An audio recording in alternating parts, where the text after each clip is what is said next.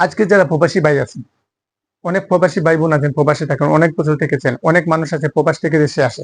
দেশে আসার পর তাদের জেবের মধ্যে একটি কানা করি পয়সাও থাকে না, তাদেরকে আত্মীয় স্বজন চলে যায়, অনেকের বউ চলে যায়, তার যে সহধর্মিনী সেও চলে যায়। আজকে প্রবাসীরা প্রতারিত, দেশের কাছে বলুন আর বিদেশের সব জায়গায় প্রতারিত, পরিবারের কাছেও প্রতারিত। আমাদের দেশে অনেক আইন আছে, আজকে আমাদের যে এই বাংলাদেশ আজ উন্নতির অনেক উচ্চ শিখরে চলে যাচ্ছে। তার তাহলে কাদের অবদান? তাহলে এই প্রবাসী ভাই বোনদের অবদান।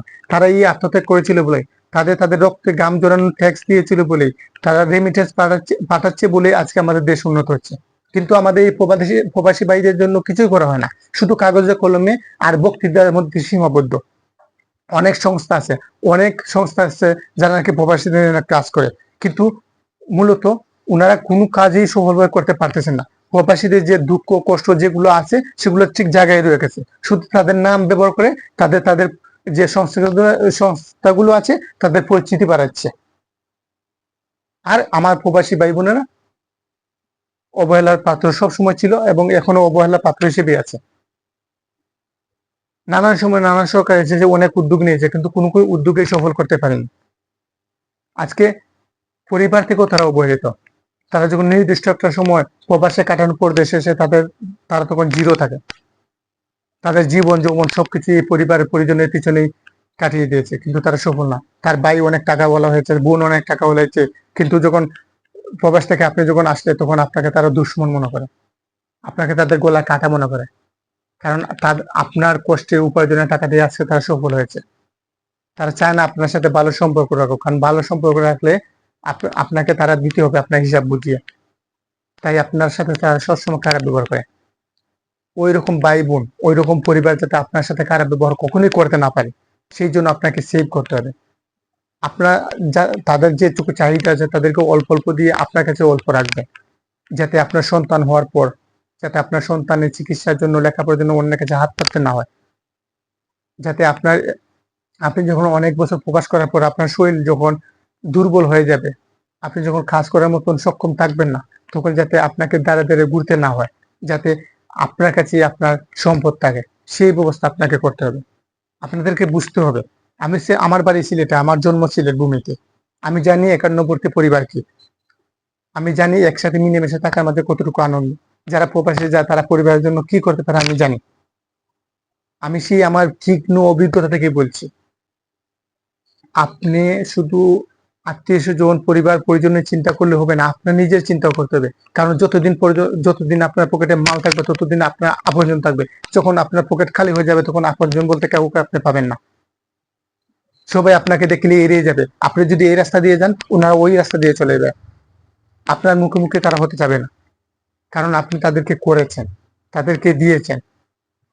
এখন আপনি অসুবিধা আছেন, আপনি তো সব কিছু দিয়ে দিয়েছেন, এখন যদি আপনি কিছু চেয়ে বসেন, তাই তারা আপনাকে এড়িয়ে চলে, যাতে আপনাকে কেউ এড়িয়ে চলতে না পারে। যাতে এখনো যারা আপনাকে খুঁজে, যাতে ওই পরবর্তী সময় যাতে আপনাকে খুঁজে সেই ব্যবস্থা আপনাকে করতে হবে। আপনার জন্য একটা নির্দিষ্ট অ্যামাউন্ট প্রতি মাসে আপনার অ্যাকাউন্টে জমা করতে হবে, যাতে আপনি দেশে আসার পর তার করে হাত পাততে না হয়। অনেক মানুষ আছে যারা প্রবাসে অনেকদিন কাটানোর পর দেশে আসে, আসার পর ছুটিতে আসলো 2 মাস 3 মাসের জন্য আসে, দেখে তার কাছে কোনো টাকা নেই। পরিবারের কাছে চাইলে আমাকে 10,000 টাকা দাও বা 20,000 টাকা দাও, আমি খরচ করবো, একটু ঘোরাফেরা করবো, আমাদের কাছে কোনো টাকা নেই। তখন কি করে ওনারা সুদে সুদে যেতে বাধ্য হয়। এতটা দিন এত পরিশ্রম করে, হাড় ভাঙ্গা পরিশ্রম করে, রক্ত গাম জুড়ে টাকা পাঠানোর পর তার খরচ করার মতো কোনো টাকাই নেই, সে জিরো। তখন কি করে সে সুদে টাকা নেয়, সুদে টাকা নিয়ে খরচ করে আবার বিদেশে ওই সুদের টাকা পরিশোধ করে। তার কষ্ট কিন্তু তার কষ্টের জায়গায় রয়ে গেল। তাই আমি বলি ভাই, আপনারা সবাইকে সবকিছু দেন, কিন্তু আপনার নিজের মূলধন ঠিক রেখে দেবেন। আপনার এই সুস্থ শরীর এবং আপনার এই যৌবন, আপনার শক্তিশালী দেহ, সুঠাম দেহ, এগুলো থাকবে না, চিরকাল থাকবে না, কারোই থাকেনি। আপনি আপনার নিজেরটুকু বুঝবেন, আপনার সন্তানের ভবিষ্যতের কথা চিন্তা করে আপনাকে সেভিংস করতে হবে।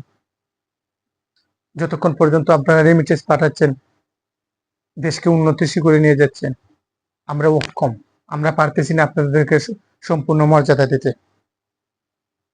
কিন্তু আপনি আপনার নিজের অর্থটুকু আপনার কাছে রাখেন, আপনি জমা করে রাখেন, যাতে ভবিষ্যতে আপনার কারো কাছে যেতে না হয়। তখনই আপনি একজন সফল মানুষ হবেন।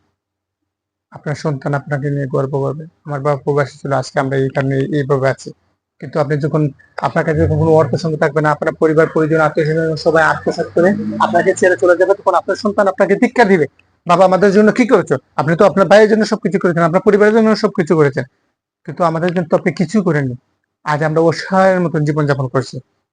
এই কথাগুলো যাতে কোনো বাবা মাকে শুনতে না হয়, আমার কোনো প্রবাসী ভাই বোন যাতে এই ধরনের সিচুয়েশনের সম্মুখীন না হন, সেই কারণে বলছি আপনারা আপনাদের সেভিংস টুকু ঠিক রাখেন, আগামীর কথা চিন্তা করে, তাহলেই শান্তিতে থাকতে পারবে, সুখে থাকতে পারবে।